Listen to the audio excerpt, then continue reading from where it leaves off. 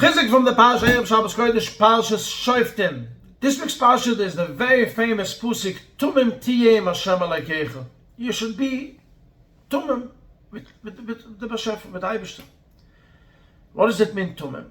Rashi says, don't investigate the futures, don't try to understand, just live with the Rebbeinu Shalom. Is halach imoy betmimes. Go with the Rebbeinu Shalom with the tmimes. I don't understand. I don't know why, but Rebbeinu Shalom, I am going with you. The Medrash is telling us a fascinating story. And it's a beautiful story to repeat and to live with it. Although very many times in life, and it's very, very difficult. But this is a fascinating story that helps everyone go through a lot of life. Medrash says that a Yid came to Shlomo Melech and said, Shlomo Melech, you the smartest man, you understand the language of the birds. Please, will you teach me the language of the birds, what they're talking about? And Shlomo Melech told him, listen, if you want me to teach you, I'll teach it to you. But I want you to know, it's not good for you. It's not good for you. Why? What can be wrong? Shlomo Melech told him, listen, I'm telling you it's not good. No, I want you, he couldn't control himself, please teach it to me. Next day he goes out in his garden, he had a beautiful garden, and he sits down and he listens to the conversation of the birds. Shlomo Melech told it to him. And he hears one bird says to the other, this man, what a sad story.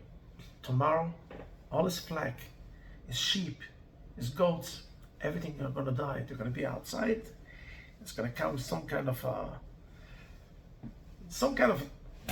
a natural disaster, and they're all going to die.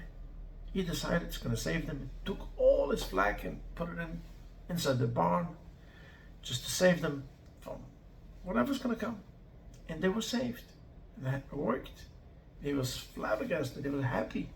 Look what happened. I knew the language of the birds, and it saved me all my sheep and my goats and everything. He sits down next day in his garden, and he hears again, this man, oh, what a sad story. His house is going to burn down tomorrow. Wow.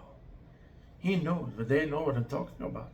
He quickly went, took out all the valuables from his house, moved to a different house. Like this, he's saved, and his valuables are saved. And guess what? Next day, his house burned down. And to him and to his valuables didn't happen anything. Nothing happened. And he was very happy. You see, a miracle that I know that.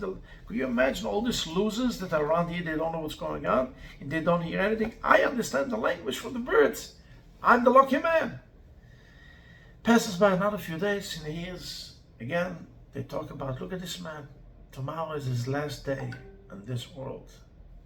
Tomorrow is gone. And he got very scared. He was quite young. And he quickly went to Shlomo Melech and he said, Shlomo Melech, what do I do?